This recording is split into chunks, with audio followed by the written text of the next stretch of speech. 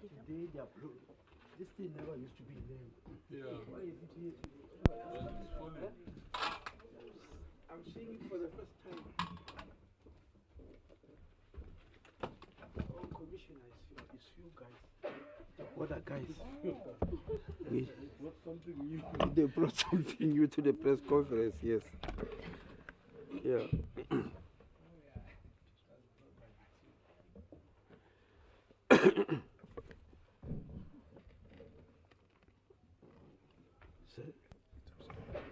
What are guys?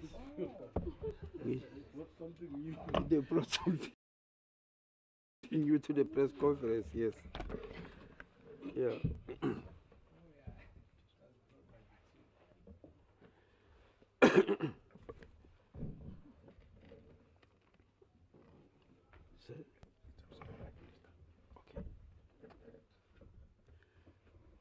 Can I start here? No, don't worry. Can leave it. My colleague, the Deputy Minister of Home Affairs, Mr. Njabulo Nzuza, Commissioner of the Border Management Authority, Dr. Mike Masiapata, and your team, the Director General of the Department of Home Affairs, Mr. Tommy Makode, and your team, Ms. Gillian Wilson from the National Treasury, our Transaction Advisor team, led by Mr. Taban Tladi from the Presidency's Infrastructure South Africa, Mr. Jean Ravele from SARS, Mr. Tipiso Moedi from Tsipiri, from Moedi, from the Development Bank of Southern Africa Infrastructure Fund, Mr. Wandizile Madlana from Bowman Gilfillan, our legal team, Mr. Neil Grobler from Ernst & Young, our auditors, members of the media, ladies and gentlemen, good morning. And thank you very much for honoring us with your presence on this very important day as we take another step towards the advancement of our border management. We are incrementally managing our borders as a country. As you know, in July 2022, we launched the border guards of the Border Management Authority.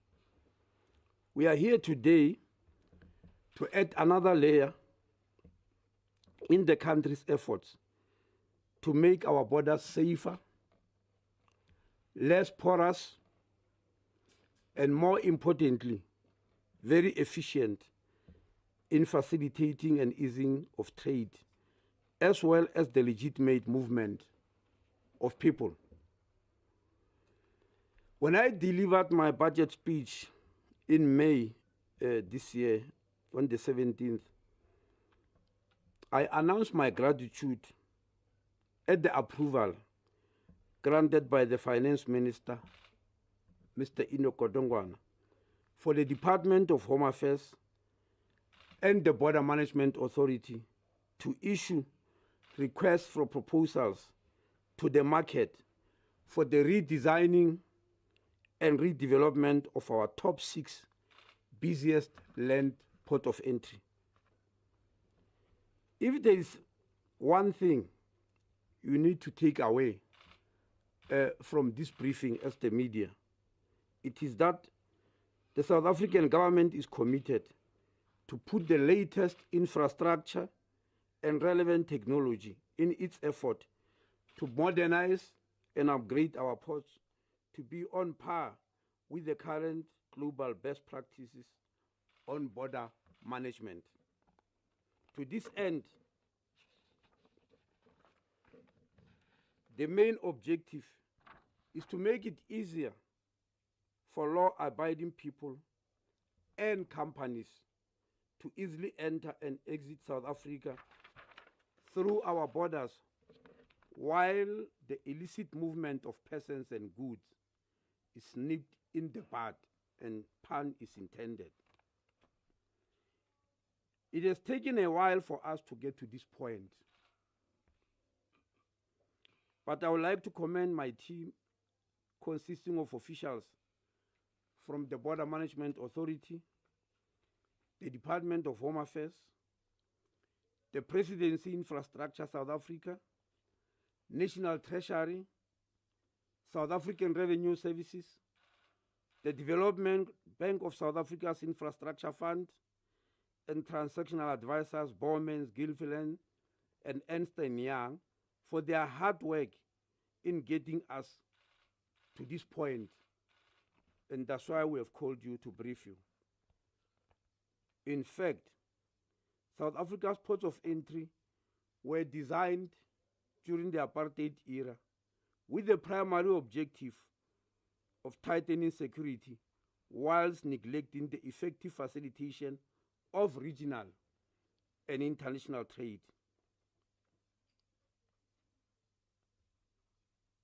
Ladies and gentlemen, it is not an over-exaggeration to state that when you visit our land ports of entry between us, South Africa, and our SADC neighbors, the South African side of the border looks like an informal settlement, while the other side looks like Sandton. It's not an exaggeration. Those who have been at our borders will attest to this. Since the advent of democracy, there's been an exponential increase in the number of people moving between South Africa and the countries in the region. The volumes of regional and international trade has similarly increased. As a result, our land ports of entry are very congested, and that continues to stifle trade instead of enabling it.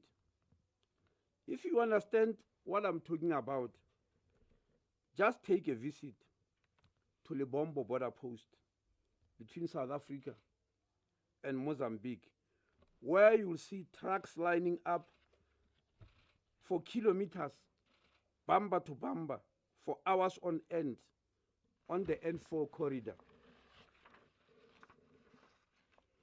This is because mining companies in Northwest, Limpopo, and Mpumalanga took a decision to use Maputo port for their exports and no longer Richards Bay Harbor.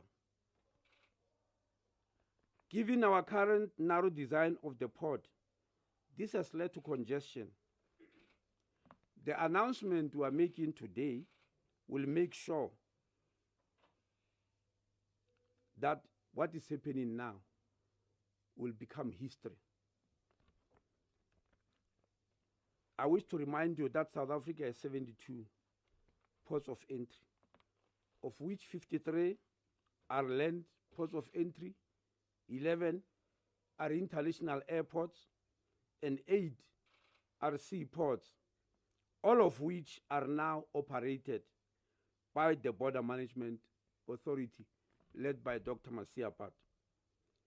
Of the 53 land ports of entry, we have now earmarked 6 of our largest and busiest by traffic volume for redevelopment in order to address the congestion. The outcome of the redevelopment of these ports of entry will be used as a blueprint in the long term for all other South Africa's land ports of entry. The primary intention is to ensure the realization of regional economic integration in the SADC region, while facilitating the realization of African continental free trade area. The 6 earmarked ports of entry are: 1, Beit Bridge between South Africa and Zimbabwe; 2, Lebombo between Mozambique and South Africa; 3, Maseru Bridge between Lesotho and South Africa; 4, Fixback between Lesotho and South Africa; 5, Kopfontein between South Africa and Botswana; and 6, Oshhoek between South Africa and Eswatini. The redevelopment of the ports will result in 1. The efficient cross-border management of movement of people, goods, and services. 2. The improved administration of persons entering and leaving the Republic. 3. Better regional economic integration and enhanced support for the Africa Continental Free Trade Area. 4. Improved revenue collection and addressing leakages caused by the illegal movement of goods and illicit financial flows. 5. Protecting local industry from harmful imports and exports. And 6. Effective migration management, including capping illegal migration. The 6 ports of entry project will cover the full infrastructure development of each designated port of entry and the provision of required services to ensure a coherent and coordinated support of the institutional functions of all organs of state present in the port of entry, in order to ensure that the ongoing operations at each of the designated ports of entry are not interrupted. Construction will be undertaken in phases. During the construction, the project is expected to create in the order of 38,000 jobs in areas around the 6 designated ports of entry.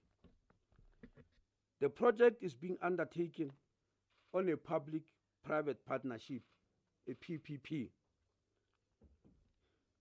The procurement process is therefore subject to the procedures set out in Treasury Regulation 16 for initiating, procuring, and concluding PPP projects. Treasury Regulation 16 specifically requests that a PPP project must be demonstrably affordable, result in value for money for government, and substantial technical, operation, and financial risks are transferred to the private sector contracting party. 4 national treasury approvals are prescribed by Treasury Regulation 16, 2 of which have so far been obtained by the project, allowing the Department of Home Affairs and the Border Management Authority to publish the request for proposals. The request for proposals, or commonly known as RFPs, for the 6 ports of entry projects were issued on Sunday, the 3rd of September 2023, that is 3 days ago, inviting interested parties to participate. The RFP is on the e-tender portal and other government websites, including the Department of Home Affairs website. The adverts were also placed in Sunday newspapers, as I said, on the 3rd of September 2023. Ladies and gentlemen, the call for requests for proposals is essentially looking for a partnership between the state and the private sector to inject cutting-edge infrastructure and technology in our ports. On the 5th of December 2020, the country saw a truck arriving at Lebombo border post between us and Mozambique, full of brooms to the brim, purporting to be transporting those brooms to Mozambique. When the brooms were removed as part of the inspection process, a brand new Ford Ranger was discovered on the bed of the truck. On further investigation, it was uncovered that the car was stolen in Sandton on the 30th of November 2020. This type of incidents may keep on happening on a regular basis because our method of managing movement of trucks through our borders is via sampling whereby trucks are selected on the basis of a risk profile. This means that some trucks carrying illicit goods such as cigarettes, liquor, or even trafficked people can escape undetected. In our request for proposals, we are expecting the prospective partner company to come install latest technology such as gamma rays scanners, such that each truck can drive through them. Gamma ray technology can pick up anything from illicit cigarettes to liquor to paper money and human beings. Some ports in other jurisdictions are still using X-ray technology, which we regard as outdated. So, ladies and gentlemen, officials will unpack the request for proposals to bidders on the 27th of September 2020, followed by visits to the identified ports of entry. For now, I wish to end by inviting our private sector partners and government partners and partners in the parastatals for each of them to outline their role in this project. And I'm sure they've been introduced to you. There won't be any damage in them introducing themselves again and telling you exactly what they are here for and what is that which they are going to do in the project. Let's start at the end there. I think you must come here to complete the job. Yes.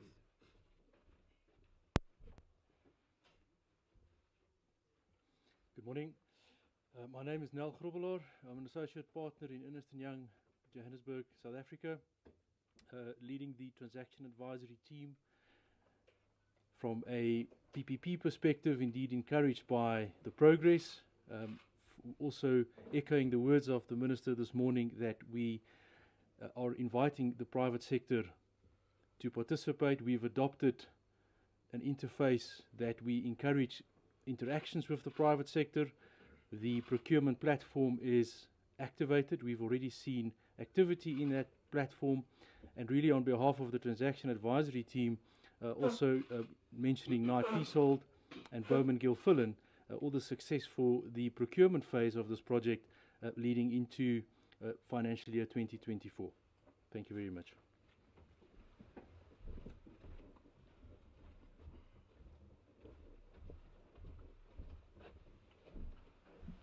Good morning. My name is Jim. Oh, you mean this one? Good morning.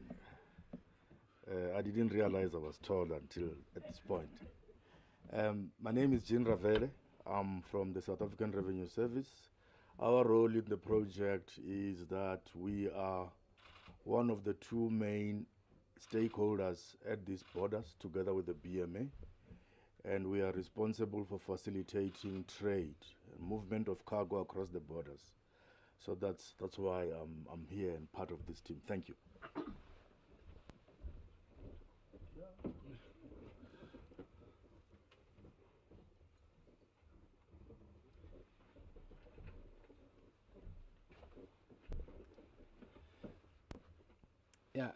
Good morning, colleagues. My name is Mike Masia Pato, the Commissioner for the Border Management Authority. So our role is to receive when they have done the work. So effectively what that means is as the PPP partner, would effectively come to the ground and do the redesigning, the redevelopment. We had to give the specifications of our requirements as the Border Management Authority, and of course together with the other colleagues like the Revenue Authority or Services, as Jean had indicated. And of course we are then to be using the infrastructure ourselves once it is actually developed, and to that extent we should then be able to make sure that we facilitate better the movement of persons and goods in and out of the Republic. Thanks.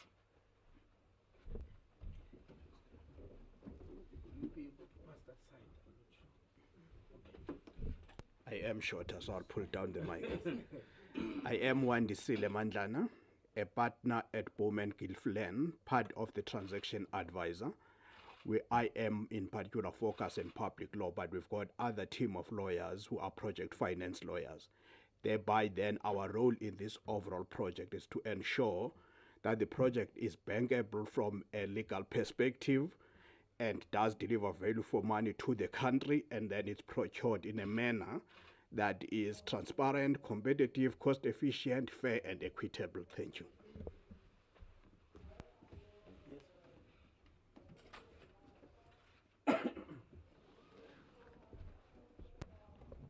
Good morning, everybody. I'm Gillian Wilson from the National Treasury. Our task is basically to take the project through the different phases of PFMA approval and to ensure the project comply to the different regulations in the PFMA, and also to assist the department in develop a appropriate payment mechanism for the project. Thank you.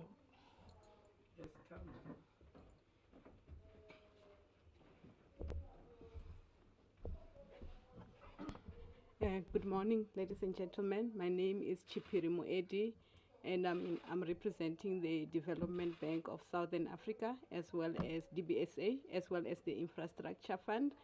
I think we've played multiple roles in the project. One of the initial roles that we played was to provide project preparation funding for the project to get it to where you see it being presented to the media today. We're also supporting the project sponsor DHA and BMA in terms of project management. We're also assisted them in getting the RFP approved from a financing perspective for PPP. And additionally, we'll also look at ensuring that the project essentially is bankable from a financing perspective. And if there is any refinancing required, we'll also be assisting the sponsors from that perspective. Thank you so much. Infrastructure SA. Oh, by the way, did we leave anybody?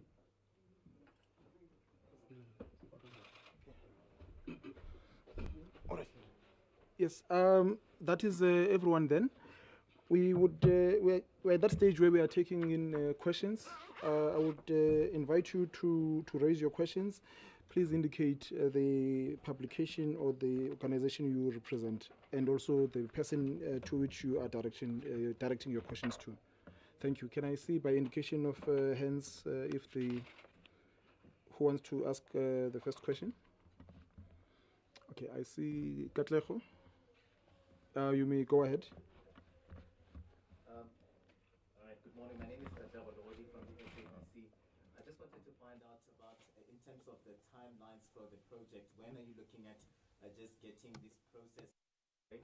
And would we then see, disruptions? Are you anticipating any disruptions to come through from this project that will get underway? Looking at the fact that these are the 6 busiest ports of entries where then business and trade is concerned. And also, maybe to the Development Bank of South Africa to say, you're looking at ensuring that the project is bankable. What did you look into when the Home Affairs Department approached you? And project preparation funding, can you just expand on that? Do we have figures in terms of maybe what you had anticipated for the project to cost? Thank you. All right, thanks. I take it that the first 2 questions are to the Minister? Yeah. Okay, and then the other one are to the transaction advisors? Yes. Okay, thanks. Do you have other questions? Pito? Thank you so much. I'm not sure whether the partner can hear me, but how much will the redevelopment cost? And I didn't hear where you come from. Kaya FM. Okay. Pizzo from Kaya FM, Minister. Okay. Yes. The second question will be, How much? yes. The second question will be, when the projects are undergoing, are there possibilities that they might affect the ongoing processes at the borders? For example, sometimes we'll hear that, especially during December, you know, that borders are under pressure. Ports of entry are receiving, you know, so many travelers and like. So now, once we implement this project, Minister, have we looked at that as to how are we going to avoid that they add pressure on the movement of goods and people between all these countries? Thank you.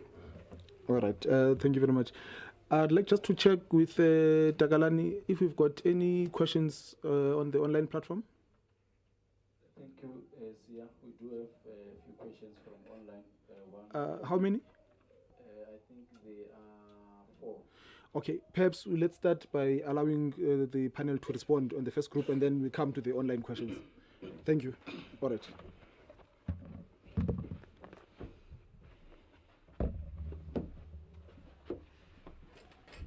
Yes, I'm not going to answer the questions alone. The first one on the timelines for the project, unfortunately, the timetable has been drawn. I don't have a copy here. I don't know whether.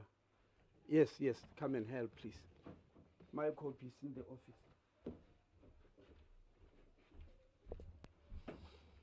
To confirm on the timeline as per the RFP issued, we anticipate the bidders to respond by the 4th of March 2024.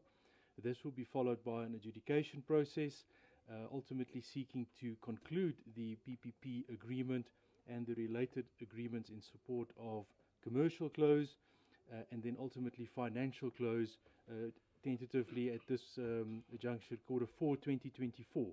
Financial close then, of course, would allow the private party to start with its construction works, and therefore, depending on the border post that will be constructed, a construction period to follow prior to the commencement of services once the works have been completed. So, indeed, from a financial close perspective, to reiterate, Q4 2024 as the commencement then of construction works following financial close. Thank you. Thank you very much. The issue of disruptions of services I've already answered in my speech is going to be in phases. In other words, one part of the port will be busy. If you look at the design, for instance, the design is such that we're going to have one lane for trucks only and nothing else, which doesn't disturb all the other activities. Now, there are trucks passing through the border, so when you construct a new lane for them, you don't disturb what they are doing until that line is finalized. Then there will be another line for private cars and taxis, then pedestrians. So they will be built in phases. And the other thing which we didn't mention today, because it's not part of the project, but it will come later, it will be announced at its own time, is to the buildings and infrastructure that can accommodate people who will have to stay there at the borders on a full-time basis. The issue of bankable project, I think that question is to, madam, that's yours. Come and answer it. Whether the bank, what is that which you look at in financing when the DBSA say the project is bankable? That is above my pay grade. So. Thank you, Minister. So I'll answer 2 questions. The question on the bankability, and I think there was also a question with regards to the project preparation funding. I think so. You can hear me, right? Yeah. Thanks. So in terms of bankability, from a financing perspective, from a funder's perspective, was to walk through the journey and commenting on the RFP documents, the financial model that was presented, to ensure that when that project goes out to the market, the funders will be able to utilize it for their purposes. And as we continue into the RFP, is to walk the journey from a financing perspective with the department, ensuring that the DBSA will also be part of the observing team and the observation of the bid evaluations, and ensuring that at the end of the day, once the project has closed and the lenders and the bidders have returned their bids, the state gets value for money in terms of what they're obtaining from a project perspective versus the funding that we have to commit as the state. Thanks. So in terms of project preparation, I think through the some of the funds managed by the DBSA, this project was allocated about $1 million from the SADC Project Preparation Fund for project preparation activities, which are all the enabling activities, some of which were used to pay the consultant to develop the project to where it is. Some of the specialist studies that are required in terms of feasibilities, such as the economic studies that were required by the National Treasury, the traffic modeling studies, some work on the land, as well as the bulk infrastructure. Those are the activities that the funding is supporting. And I think from that funding so far, we've used more than 5 million. There's work that continues until you've reached financial close. There's always a preparatory work that goes behind the scenes to get the project to financial close and to be implemented. So we will continue to support that work. Thanks.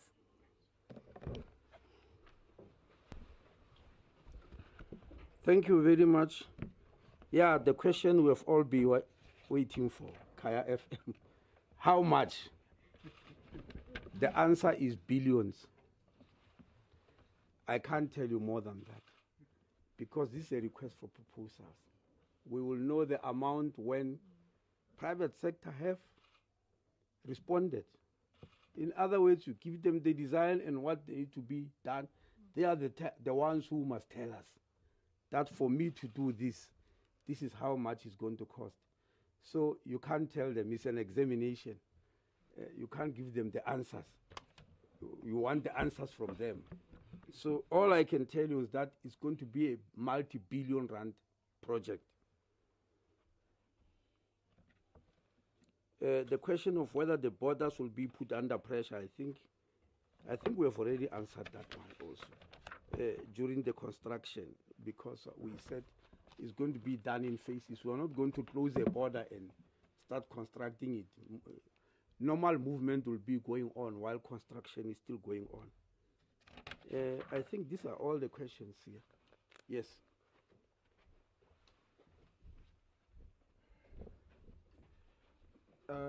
Dagi, can you help us with the questions that you received on the online platform? Thanks. Yeah, the first question is coming from Marvin Adams, who's a freelance journalist. And the question is, Minister, can you provide insights into the department's policies and guidelines regarding the use of terminology such as foreign national instead of undocumented, and how this choice of language may be contributing to the rise of xenophobia sentiments within our country? And just come again, let him read it again. Please repeat the question from Marvin. The question is, can you provide insights into the department's policies and guidelines regarding the use of terminology such as foreign national instead of undocumented, and how this choice of language may be contributing to the rise of xenophobia sentiments in our country? Okay, the next one, thanks. The next one is from Michelle Gomedo from Business Day, and the question is, can you give color on some of the procurement terms that will ensure localization is bolstered in the process of the upgrades? And the last question from Aisha, ENCA. Given the recent fire in Johannesburg, where several undocumented people were being housed, is the Minister of Home Affairs not concerned that a similar situation can arise in two Makis in Cape Town, where hundreds of refugees have been staying for over 3 years? And when will they be moved, and where will they be moved to? Thank you. Okay. The two questions don't appear to be related to today's briefing, but the Minister will respond to them. Over to you, Minister.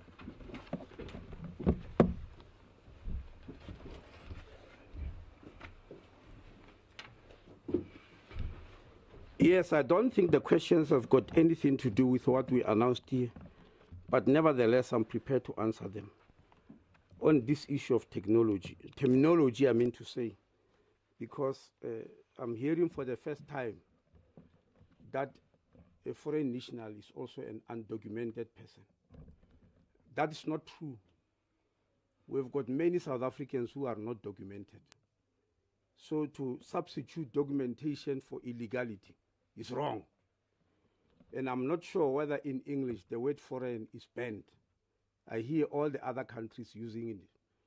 In fact, I'll even argue that worse than us, because countries have got ministries of foreign affairs, and they call them that. We are the only country that has got what we call DERCO. All other countries, if you check around the world, there's a Minister of Foreign Affairs. Is that xenophobic? Why is it xenophobic when it's used in South Africa? I've come to believe that it looks like the word xenophobia is now being invented for South Africa only. Any other country can do anything. If it's done in South Africa, it's xenophobia. So I'm not going to agree with you that we must replace the word foreign by undocumented. And I'm serious when I say there are still many South Africans which are not documented, because I work in Home Affairs. In fact, to give you an outline, on the African continent, when it comes to what is called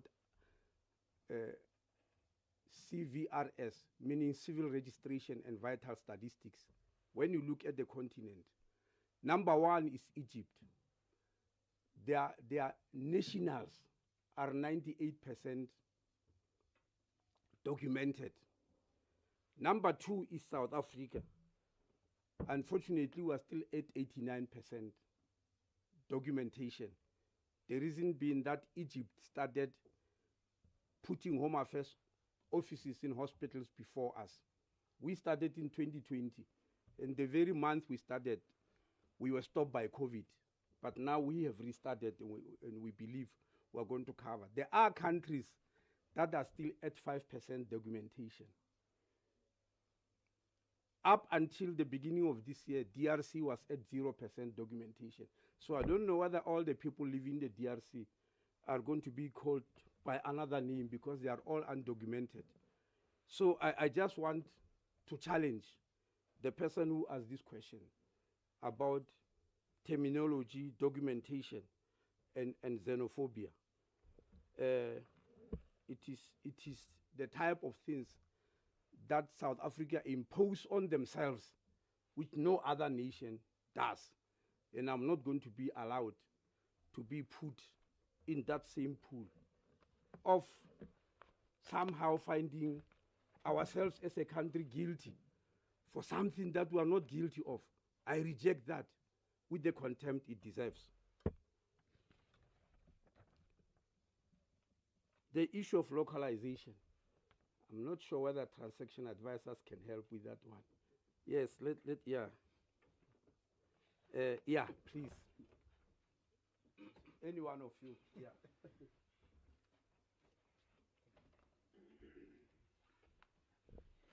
Thank you. I think we all agree that localization is an industrial and socio-economic development policy of government. It finds expression in many instruments, statutory and policy. So in line with that, this procurement is fully giving effect to government socio-economic development policies and industrial policies. Understanding the various law reforms that are going on in the space, we have ensured that the regime that will apply to this procurement is consistent with the applicable legal requirements as a minimum. How that has been ensured is consistent with the Preferential Procurement Policy Framework Act, is that the award or the selection of a successful bidder will ultimately, after it has been shown that their solution works, that is technically sound, will then go into what is often referred as Part C evaluation, which is a price and SED evaluation. And that will be evaluated on a 90-10 basis. That is, price will account for 90 points, and then SED will account for 10 points. But to maximize and ensure, Minister did speak about jobs, did speak about localization, to ensure that it delivers. In the agreement itself, PPP, which is out in the public as part of this RFP, is we have set out certain minimum thresholds which would expect any successful private party to commit to. When you see the RFP, you will see those numbers are consistent with everything government has said today, and none of are exclusionary, is make a proposal in line with those minimum thresholds, which are consistent with the applicable law. So that's how localization and local content will be achieved through this procurement. Thank you.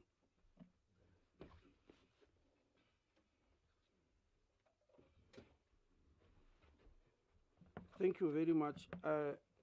I also forgot before I go on this issue of undocumentation and xenophobia and using the word foreign, which is used all over the world, etc. I want to add onto this issue. There are people in this country who believe anybody who doesn't have any documents is the fault of Home Affairs. We're not doing our work. There are people who don't want to be documented.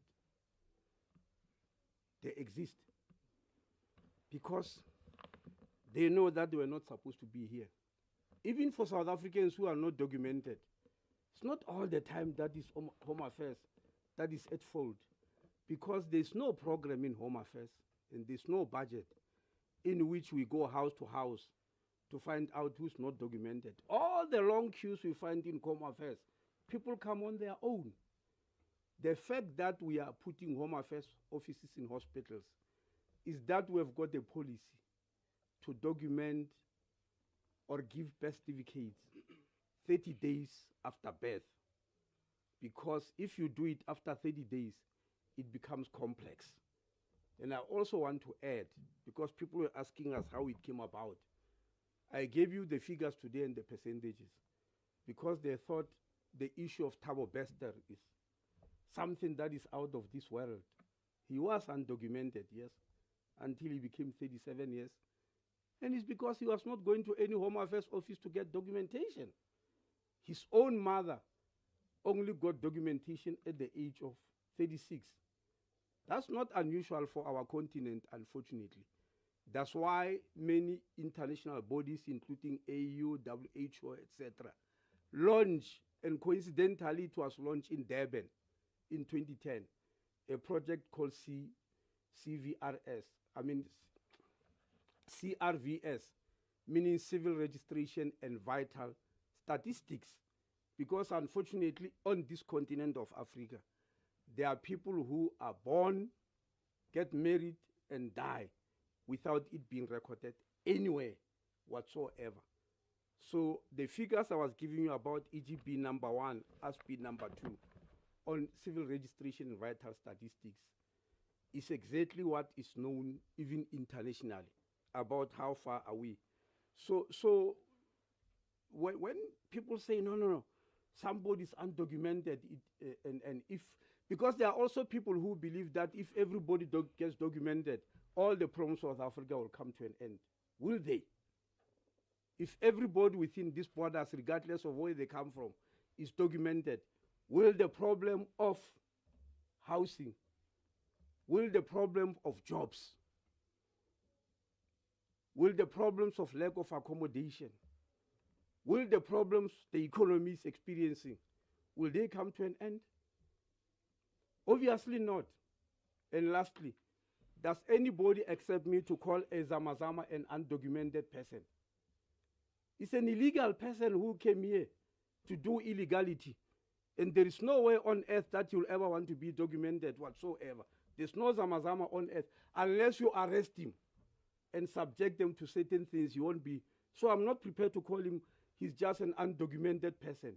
He's an illegal person. And if he comes from another country, he becomes an illegal migrant because he came specifically for that purpose of doing illegal things. And there is no way he will be in touch with authorities.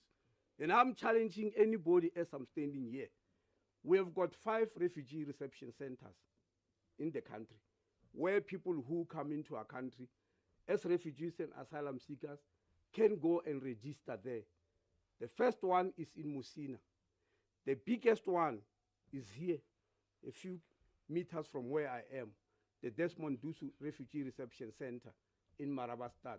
The third one is in Cape Town. We've just opened a state-of-the-art facility there earlier this year. The fourth one is in Gqeberha, and the last one is in Tekwini. Anybody who appear there and announce themselves that I'm in South Africa will be documented, will be given a Section 24 permit. Whether they qualify for refugee status or not, that will be determined later. But the moment, just by the fact of showing themselves up there, they will be given a Section 22 permit, not 24. A Section 24 permit means you are now a bona fide refugee. But the Section 22 simply means you announce yourself and your presence here. And we give them that document, won't refuse. Even if you are to take 1,000 people today to go to any one of our centers to announce themselves, they will be documented by way of a Section 22 permit. So I would like people in future to talk about what they know, not what they dream about. They have to know the facts, and then stand that they can talk. Then there's an issue of recent fire in Joburg. Can it not arise in Cape Town, in the tents there? It's a little bit of a long story, but I'll try to explain it in 5 minutes. You are aware that the people who are in those tents in Cape Town are people who invaded the Central Methodist Church in Cape Town and lived there for several months. And traders went to court to say that is disturbing their business. And the judge, I still remember, the presiding judge was Judge Tulare, who was then an acting judge as a magistrate. He's a full judge now. He's the one who made the stinging judgment against those people and said they must be moved, and Home Affairs must process them in order to determine their status, which work we did very well, and found that 85% of them actually have got documents. They've got the right to be in South Africa, but they don't have the right to be in that church anyway. Only 15% had no documents, and we started the process of demanding that they register for documents. Immediately after that, because the judge said they must move, instead of moving from the church to communities where they came from, they went to the Central Police Station and surrounded it. While police were still deciding on what to do, COVID struck. And everybody who doesn't stay in a house or who has got no home to go to, you'll remember that they were moved from the streets. It didn't matter about your nationality. All people were moved to the streets, and we put tents all over. That was for COVID. And those tents were put for COVID and nothing else. But when COVID was announced, when it was announced that the state of disaster is no longer there, COVID is gone, they refused to move out. The United Nations High Commissioner for Refugees took over the problem together with the International Office on Migration. They gave them 3 offers. Number 1, that they reintegrate back in the communities where they came from. And when they do so, the United Nations High Commissioner for Refugees will pay for their accommodation for at least a period of 3 months while they are still settling. And number 2, the United Nations High Commissioner for Refugees, will also buy them groceries and give them food and support them for 3 months while they are settling in. And number 3, that the International Office on Migration will buy those who want to go back home, will buy them tickets. And out of 1,600, about half of that took one of these offers. The rest refused because they said they want to go to Canada. I know in the media they are trying to deny that. Yes, they want to go to Canada. And we know why people are prepared to stake their lives in order to go to Canada. We know as a fact is because in Canada, there is a province called Quebec, where it is French-speaking, where the province is French-speaking. And we know 85% of those people who are there in those towns are from DRC, where they speak French. And secondly, when the colonizers colonized Canada, they moved indigenous people away, and most of them were moved into Quebec. The Canadian government, in changing what they've done as colonizers, they've given very huge social benefit in Quebec. If you stay there as a foreign national or as a person who is regarded as indigent, you get huge social benefits. And that's what people are targeting for. The United Nations High Commissioner for Refugees wrote no less than 3 letters to inform them that what you are demanding cannot be done because it doesn't exist internationally. If you are in one country as a refugee, you want to go to the other, it's called a third country of resettlement. You apply, and there are rules under United Nations, and the rules are that country must go and register itself with United Nations High Commissioner for Refugees and say, I'm available as a third country for resettlement. Any person who wants to come must apply to me. In January 2020, I went to Paris. I met the Deputy Minister of Immigration and Citizenship in Canada. I discussed this matter with her. She said, no ways. Nobody is going to come to my country because they are protesting in your country. Anybody who wants to come must apply as individuals, not even as a group. This information was given to them, and they kept on protesting. The United Nations High Commissioner for Refugees then sent ministers of religion. And I think that group, if I'm not mistaken, included Archbishop Thabo Makgoba.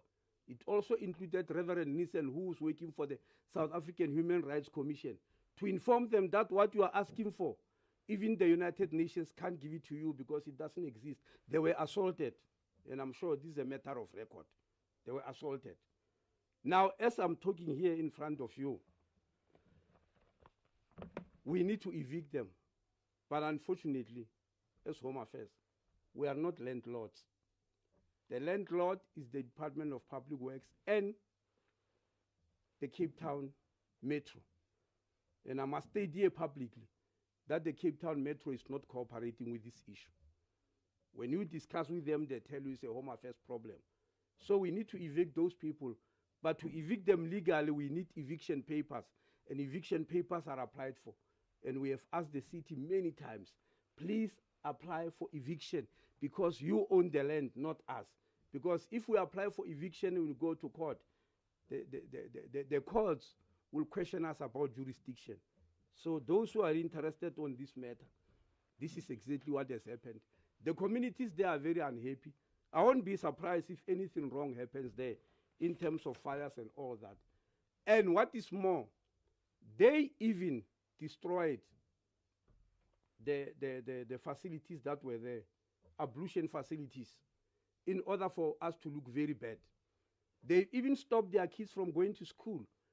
And last week I was asking South African Human Rights Commission, this is against human rights for any parent to stop their child from going to school just to get sympathy and blame the South African government. And I demanded that the South African Human Rights Commission must act. They know about this problem, that there are kids who are sitting there who are going to school, many of them who were at school before, but they were deregistered in order to put up that protest.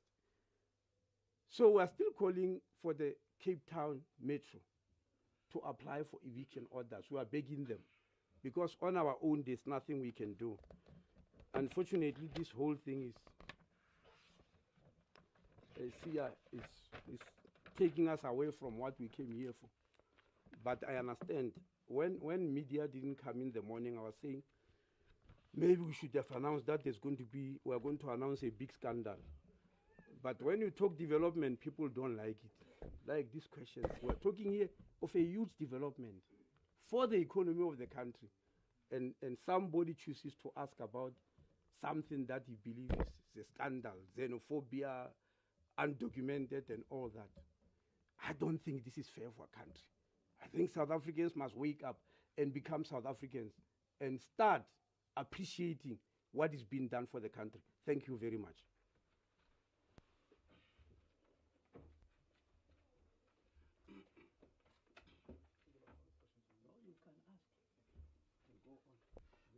All right. Colleagues, we're gonna take another round of questions. Do we have questions from the floor? Okay, we don't appear to have questions. Tagi, do we have questions from the, nothing? All right, no, we don't have any further questions. And with that, I think we have come to the, oh. I just wanted to find out, have there been... Who's that? Katlego from the SABC. Yeah. Yeah, I just wanted to find out if there have been any companies, there have been interested parties already that have approached the department to say that, hey, we are ready to submit our proposals, and yeah, just give us an indication on that. And also, I know there was a question around localization. So maybe just give us also a breakdown of what would be the considerations for some of those companies that would be approaching the department and the stakeholders here to say that we are ready to submit our proposals to you. What would be some of the basic considerations that you'd be taking here or looking into where these companies are concerned? Transaction advisors? Yeah. Okay. Can you answer first? Localization. I'll take the last one. And then the first one, I'll take it last.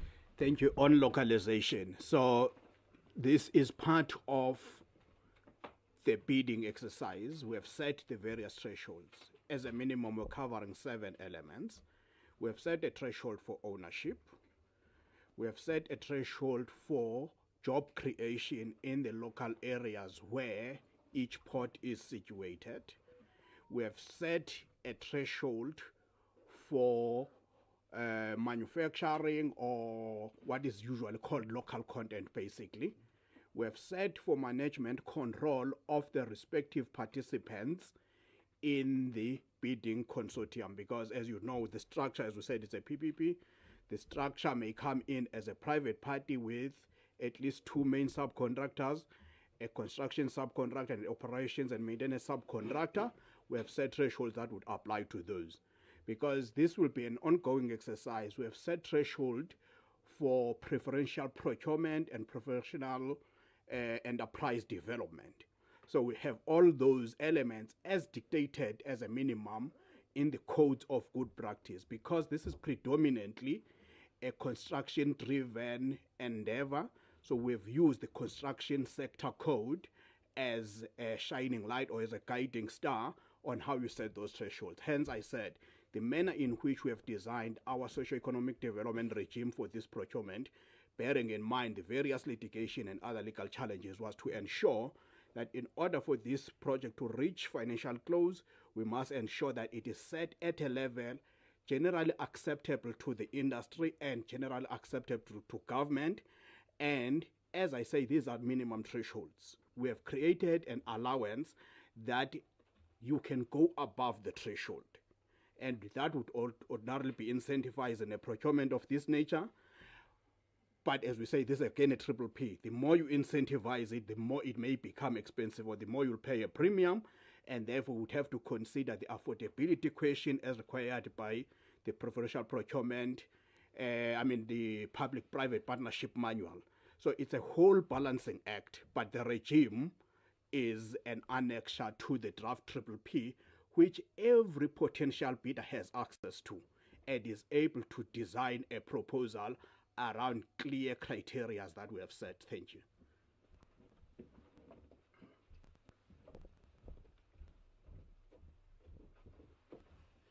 Yeah, about whether any company has showed interest. The request for proposals were only released on Sunday in the Sunday papers. This is still the 3rd day. But having said so, I want to tell you, this project did not start yesterday. This whole concept. It started long ago. When I arrived in Home Affairs, it was already so advanced that companies had already applied, they had already been shortlisted, they were about to appoint, and one just raised a big problem, that redeveloping 6 ports of entries in a multi-billion rand project, such a huge job, cannot be given to one company. It's very risky, and it doesn't spread the cake equally to many other companies, especially construction companies. So all those companies that participated in the first bid, we wrote to them to ask them if they will mind if we start all over again in order to redo this whole thing so that we distribute the wealth equitably. Fortunately, none of them were greedy. They agreed that there's nothing wrong, and it was started from the scratch. Now the new approach is that, talking under correction, is that no one company will be given 2 huge ports of entry simultaneously. If they have to give one company 2, it will be a huge one and a small one. There's no way that will say these 2 big ports of entry must belong to one company. As to how the transactional advisors are going to do it, we are leaving it to them. The second thing I want to tell you, we have also met trucking companies on this issue about whether if we come with this project, will they be prepared to pay, like in the toll gates? I'm sure you are aware. I was expecting this question, it never came, but I'm not provoking it, on how this whole transaction will be paid for, because it's a PPP. The private company that will build, how are they going to be reimbursed? Even if you didn't ask it, there are 2 ways of doing it, and we'll choose one of them. I don't know the others, but I happen to know N1 from here to Polokwane because I know it. That part from Kranskop in Kranskop in what's that municipality? It used to be called Nelstrom. Mudimulele. Yeah, starting from Kranskop in Mudimulele to Polokwane, right up to Musina, if I'm not mistaken. That road was done by 5 huge construction companies, and for 20 years, they were given it was a concessionaire. They were collecting the tolls for 20 years before transferring it back to the state. If I'm not mistaken, the period has just been extended. So it's one of the things we'll do. Now, I'm telling you this story because trucking companies said, we are prepared to pay. Even if you say one movement across the border is 1,000 rand, we'll pay it. Because they said the logic is simply business. That paying 1,000 rand and going past is better than spending many hours and days queuing at the border. So they said, whatever we charge us will be ready as private trucking companies because our business doesn't move very well. So they support this project wholeheartedly. So my simple answer to you in long words is that we expect an interest from many companies because they've already shown that interest before. Thank you very much.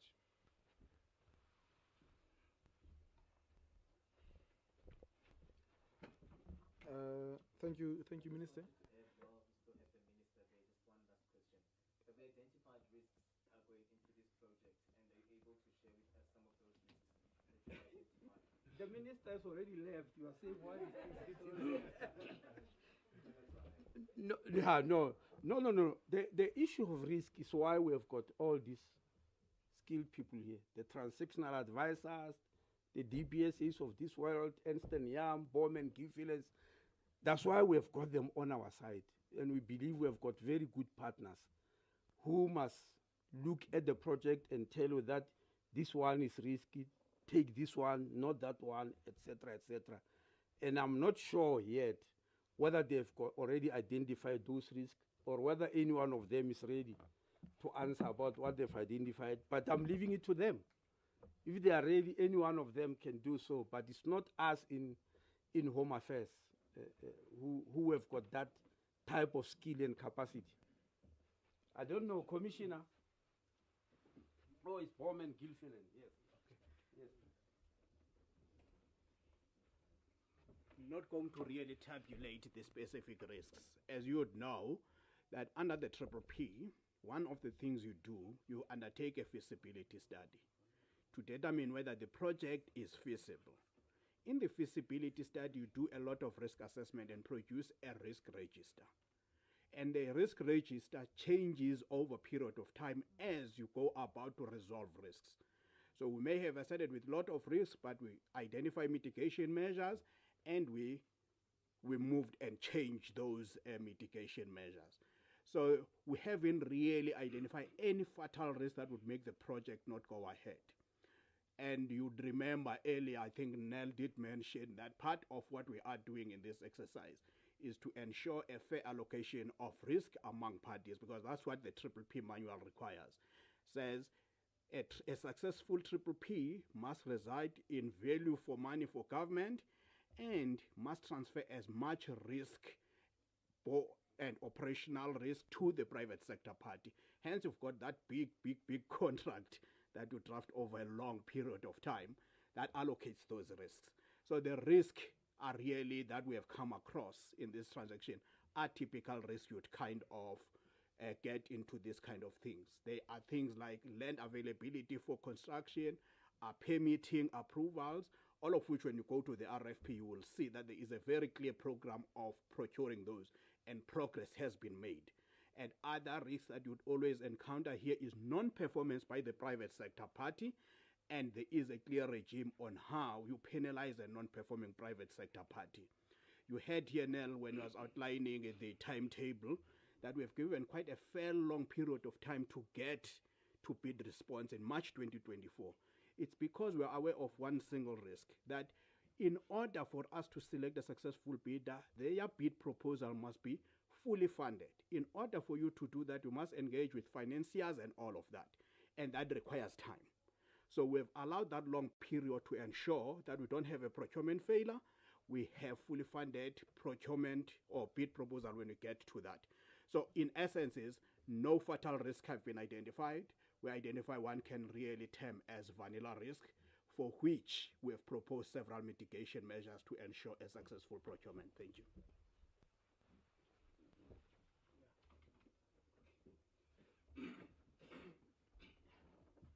Yeah, I just thought I need to explain this because the issue of land was mentioned. The land around our ports of entry is owned by two entities, the Department of Public Works and Infrastructure and the Department of Agriculture, Land and Rural Development. As I'm speaking in front of you, the two entities have already officially transferred that land to the Border Management Authority. It's no longer vesting in the Department of Land Affairs or Public Works. It's now the BMA has taken ownership. The part that is still being worked on is additional land that is owned by the private sector companies around any of our ports of entry. That negotiation is ongoing. We don't really want to develop it as a risk because we don't see any private sector company stopping such a big development from taking place simply because they own the piece of land there. Of course, if they do that, this whole project is in the public interest, not only for South Africa, even for our neighbors. So if anybody refuses, you might even have to expropriate. Yes, we'll definitely do so, because we can't allow anybody to hold many countries at ransom just because they own a small piece of land. Thank you very much.